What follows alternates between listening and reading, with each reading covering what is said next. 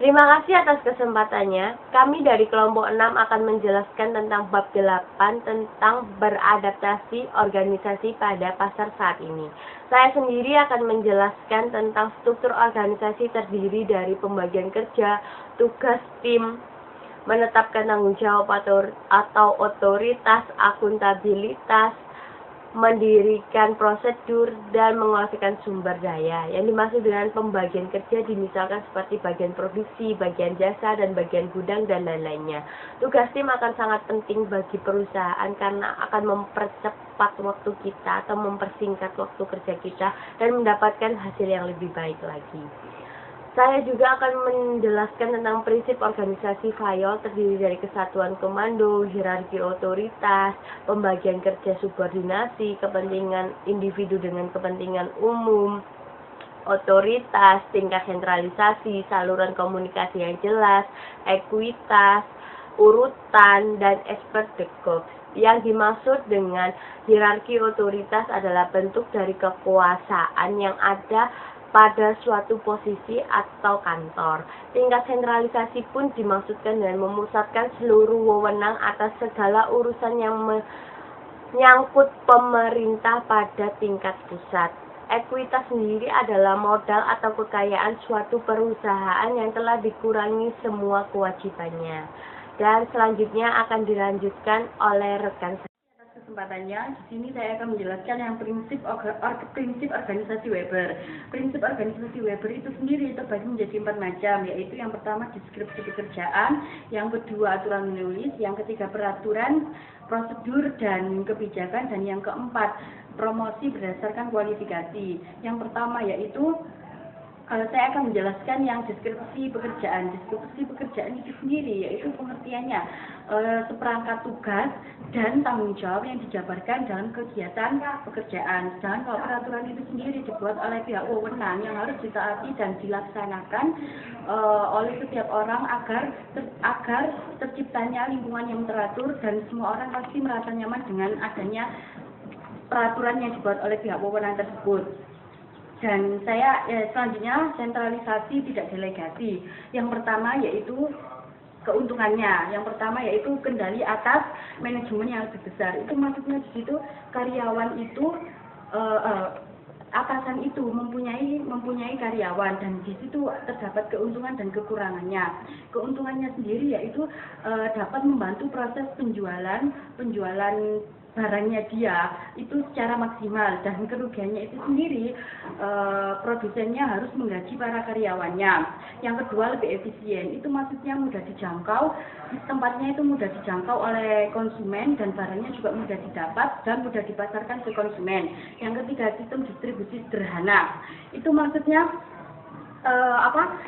pemasoknya itu daerah dalam saja, tidak keluar dari daerah si penjual tersebut. Yang selanjutnya citra merek perusahaan, itu maksudnya citra merek perusahaan itu harus benar-benar tergantung dari baik buruknya mutu yang dijual. Kalau misalnya mutunya itu jelek, maka konsumen itu tadi tidak bisa membeli barangnya itu tadi karena tidak sesuai dengan keinginan konsumen tersebut. Kekurangan yaitu yang pertama kurang tanggap terhadap pelanggan. Di pasar itu kan terdapat antara produsen dan konsumen. Nah, di situ kurang tanggap dalam itu tadi, maksudnya itu di situ kan tidak hanya satu pembeli, tetapi banyak pembeli lah. Penjualnya itu tidak bisa melayani pembelinya itu dengan semaksimal mungkin. Dan yang kedua, pemberdayaan kurang. Itu maksudnya tenaga kerjanya itu kurang. Tenaga kerja kurang itu juga tidak akan memaksimalkan proses dia menjualkan barangnya itu tadi. Dan yang ketiga, interorganisasi konflik. Itu di pasar itu kan ada produsen dan konsumen. Antara konsumen dan produsen itu tadi saling menanyakan barang apa dan saling berinteraksi untuk menawarkan harga. Misalkan penjual itu tadi mengasih harga ngasih harganya 20.000, sedangkan konsumennya itu menawar dengan harga 10.000. Nah, di situ terjadilah penawaran harga, terjadilah konflik saling menawar harga. Yang keempat, menurunkan moral dari kantor pusat. Jika melayani pembeli itu seharusnya dengan bahasa yang baik, sopan, ramah, dan kalau itu misalkan diterapkan itu otomatis konsumennya itu merasa bangga, merasa senang, merasa puas dengan barang yang dijual oleh penjual tersebut. Baik, selanjutnya akan dijelaskan oleh rekan saya. Desentralisasi adalah sebuah struktur organisasi yang mendelegasikan otoritas pengambilan keputusan kepada para manajer tingkat lebih rendah, yang lebih familiar dengan kondisi lokal ketimbang manajemen market besar. Keuntungan dari desentralisasi: 1. Ingin adaptasi yang lebih baik kepada pelanggan. 2. Lebih memperdaya pekerja. 3. Pengambilan keputusan lebih cepat. 4. Lebih tinggi moral. Kerugian dari desentralisasi: yang pertama, kurang efisien. 2. Sistem distribusi kompleks. 3. Kurang kendali atas manajemen. 4. Menapakita perusahaan. Pengertian dari pengambilan keputusan yang lebih cepat adalah proses pengambilan keputusan dalam kehidupan sangat besar. 2. Kurang efisiensi merupakan satu ukuran dalam membandingkan rencana penggunaan yang tidak direalisasi atau perkataan yang sebenarnya. Struktur organisasi: yang pertama, organisasi tinggi, banyak lapisan manajemen. 2. Tingginya biaya manajemen. 3. Sempit span kontrol. Penciptaan organisasi data: 1. Tren saat ini. 2. Tim. 3. Luas rentang kontrol. Pengertian dari organisasi tinggi: struktur organisasi di mana bagian organisasi piramida akan sangat tinggi dikarenakan berbagai tingkat manajemen. 2. Organisasi dasar: struktur organisasi yang dimiliki sedikit lapisan manajemen dan rentang kendali yang luas. 3. Tim satu set interaksi yang mencapai sasaran telah ditentukan, biasanya dilakukan 2 orang atau lebih. Selanjutnya akan dijelaskan oleh rekan saya. Assalamualaikum warahmatullahi wabarakatuh. Terima kasih atas kesempatannya. Nama saya Siti Azidah Jawahari, NIM 2014-210112. Di sini saya akan melanjutkan presentasi dari rekan saya. Slide yang akan saya lanjutkan adalah cara membuat job sheet perusahaan Anda. Nah, sebelum saya menjelaskan apa job sheet perusahaan, saya akan menjelaskan apa job sheet perusahaan. Job sheet perusahaan itu adalah tingkat suatu perusahaan yang memiliki sifat dan kompetensi yang dibutuhkan suatu perusahaan untuk pekerjaan yang menghasilkan hasil spesifik. Nah, cara membuat job sheet itu diperlukan seorang manajer. Nah, seorang manajer itu memerlukan tugasnya. Nah, seorang manajer itu akan bertanya, yang pertama, apa sumber daya yang akan saya kendalikan untuk menyelesaikan tugas saya? Nah, di sini saya sebagai manajer, saya akan mengambil sumber-sumber organisasional yang meliputi pekerja atau karyawan, sumber daya finansial, teknologi, dan pengetahuan. Poin yang selanjutnya, langkah-langkah apa saja yang akan saya lakukan sebagai manajer? Yang pertama, saya akan menetapkan standar yang jelas. Yang kedua, saya akan merekam hasil kinerja saya. Yang ketiga, itu saya akan memberikan hasil penyimpangan kepada karyawan, mengomunikasikan hasil penyimpangan karyawan, dan memberikan umpan balik yang positif untuk memperbaiki pekerjaan dan menghasilkan pekerjaan yang baik, serta melakukan tindakan korektif jika diperlukan. Yang ketiga adalah yang perlu saya berinteraksi dengan pengaruh untuk mencapai tujuan saya. Nah, di sini sebagai manajer, saya tidak mampu melakukannya sendiri. Saya di sini akan membentuk suatu organisasi, di mana organisasi tersebut akan saya lakukan dengan 2 interaksi, yaitu interaksi secara langsung melalui meeting atau rapat. Yang kedua, saya akan menggunakan dengan teknologi. Nah, yang keempat, bagaimana banyak dukungan yang bisa saya harapkan untuk bisa membantu pekerjaan saya nantinya. Nah, di sini saya akan mengharapkan sebuah organisasi yang telah saya bentuk mampu memberikan hasil yang maksimal dan efisien, sehingga ketika saya mencapai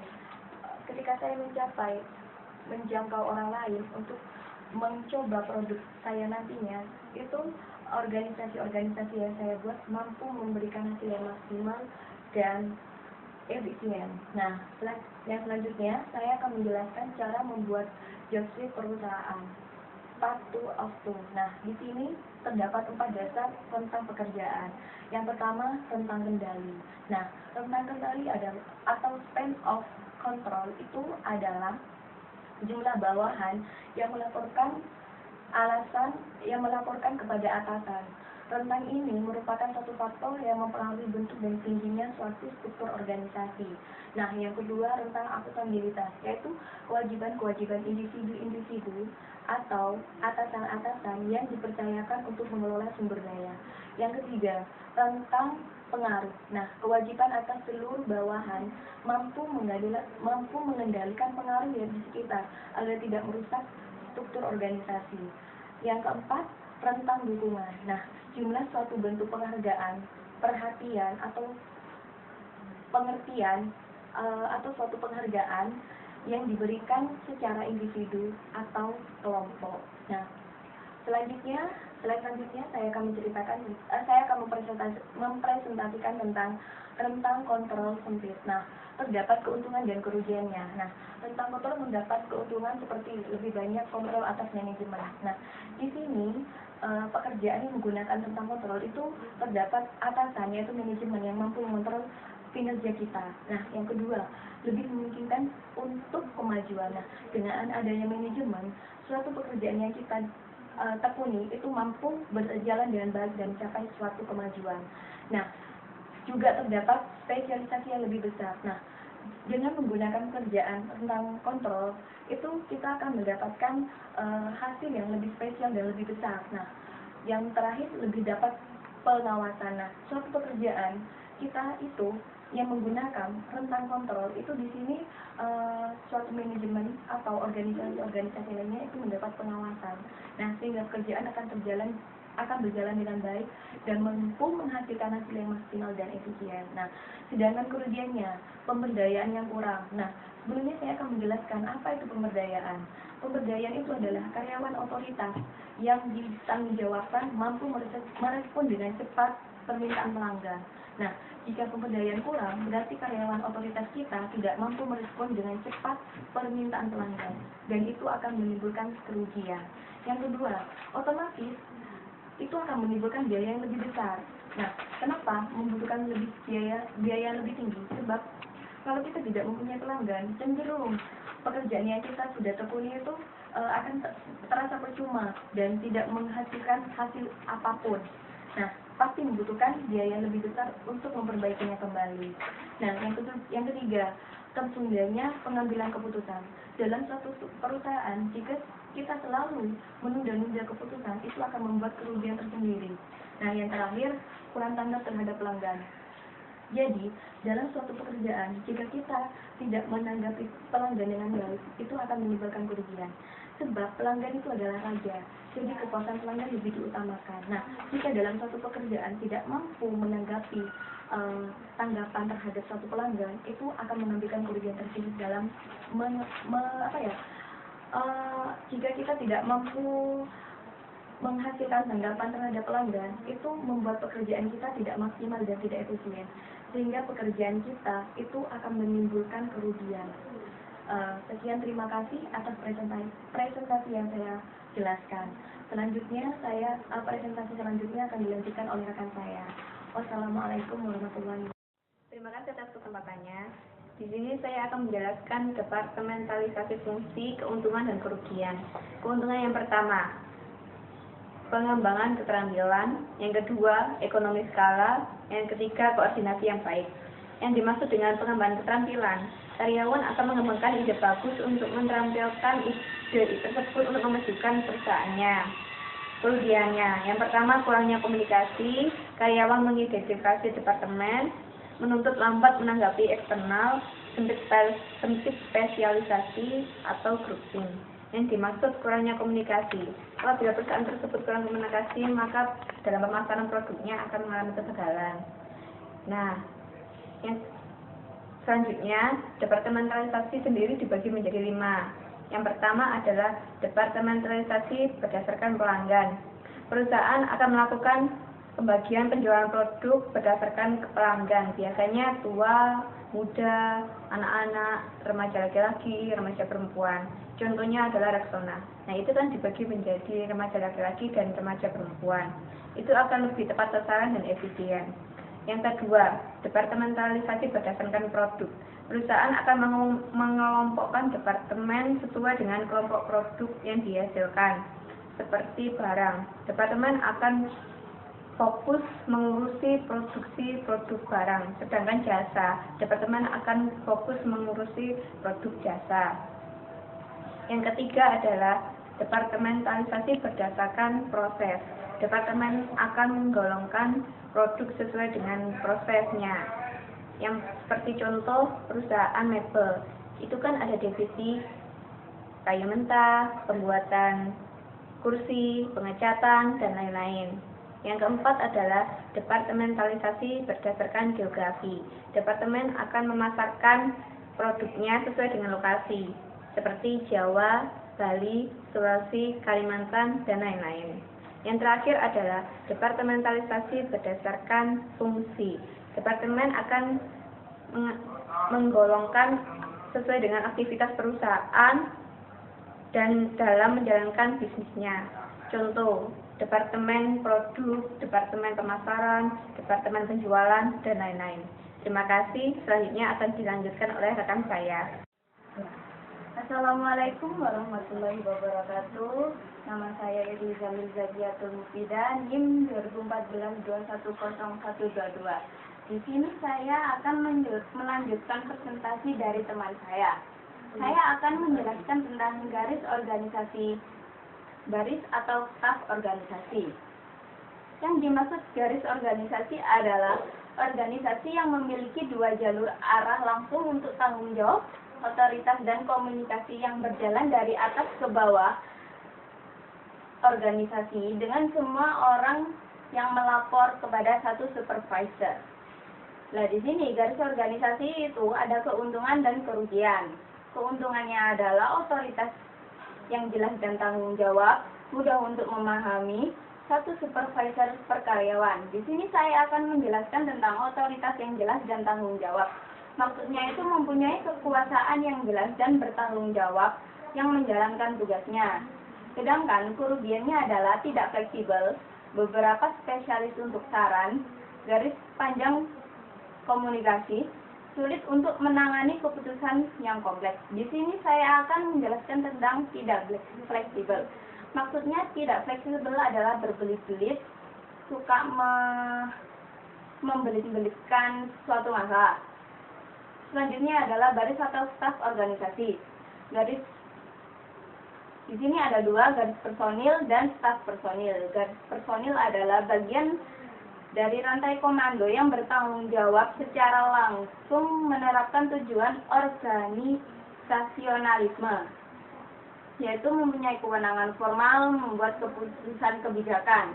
Di sini saya akan menjelaskan tentang kewenangan formal. Kewenangan formal adalah wewenang yang dimiliki seseorang dari barang-barang yang dimilikinya sebagaimana yang diatur oleh undang-undang hukum dari lembaga tersebut. Selanjutnya adalah staf personil. Staf personil adalah para pegawai yang menasehati dan membantu personil jalur dalam mencapai tujuan mereka. Di sini adalah menyarankan garis personil dan membantu garis personil. Di sini saya akan menjelaskan tentang menyarankan garis personil. Menyarankan garis personil adalah tugasnya memberi nasihat dan saran dalam bidang kepada pejabat, pimpinan di dalam organisasi. Sekian dari presentasi saya, kurang lebihnya saya mohon maaf. Selanjutnya akan dilanjutkan oleh teman saya. Kondisi yang penting bagi tim kecil. Kondisi yang penting bagi tim kecil adalah jelas tujuan dan tujuan yang jelas. Di sini sangat berkaitan, di mana tujuan yang jelas dan tujuan yang akan dicapai itu harus jelas, dan di mana tidak akan terdapat kerugian dan mengupayakan untuk program tersebut terjadi 0%. Lalu terdapat poin benar keterampilan, di mana benar keterampilan di sini adalah sesuai dengan pekerjaan, di mana jika seseorang memiliki keterampilan bahkan kita harus menyesuaikan kegiatan tersebut pada pekerjaan yang telah disesuaikan. Yang keempat adalah saling akuntabilitas. Di mana saling akuntabilitas di sini berkaitan dengan bagaimana cara kita untuk mengisi kekosongan atau pergeseran peran yang sangat tepat, di mana satu jika satu tidak bisa, yang lain bisa menggantikan peran tersebut. Lalu jaringan adalah di sini terdapat 3 poin: real team, transparansi, dan virtual korporasi. Real team adalah waktu yang sebenarnya atau kejadian pada saat itu, yang dimana pada kejadian tersebut benar-benar terjadi pada saat itu. Contohnya pada saat pengiriman data, jadi dapat jam dan tanggal dan waktu yang sebenarnya. Yang kedua adalah transparansi di mana perusahaan satu dengan perusahaan satunya saling bekerjasama dan mereka saling untuk mentransparansi dalam hal laba atau kerugian dalam data tersebut, agar menjaga solidaritas atau kekeluargaan atas perusahaan tersebut agar tidak terjadi konflik. Ketiga adalah virtual korporasi. Virtual korporasi di sini terdapat perusahaan-perusahaan yang ingin bergabung atau pergi sesukanya, dan di mana jika tidak dibutuhkan maka perusahaan tersebut bisa untuk pergi atau datang. Jika perusahaan tersebut terdapat kontrak lain dengan perusahaan yang lain, maka yang lain bisa mengisi kekosongan tersebut. Sekian presentasi dari saya. Untuk lebih dan kurangnya saya mohon maaf. Wassalamualaikum warahmatullahi wabarakatuh. Terima kasih atas kesempatannya. Di sini saya akan menjelaskan tentang sebuah perusahaan virtual. Sebuah perusahaan virtual adalah sebuah perusahaan yang bekerja dengan secara online, yaitu secara karyawannya berasal dari lokasi manapun tanpa harus datang ke kantor. Yaitu dan selanjutnya adalah perusahaan inti. Di situ ada 6 poin, yaitu akuntansi perusahaan, perusahaan produksi, distribusi perusahaan, firma hukum, perusahaan desain, dan agen periklanan. Distribusi perusahaan adalah proses penyaluran barang dari perusahaan untuk konsumen. Yaitu yang kedua, firma hukum. Firma hukum adalah sebuah badan jasa, sebuah perusahaan yang didirikan oleh pengacara yang bergerak di bidang hukum. Yang ketiga adalah agen periklanan. Agen periklanan adalah perusahaan jasa yang menjelaskan, menangani periklanan sebuah atau promosi dari perusahaan.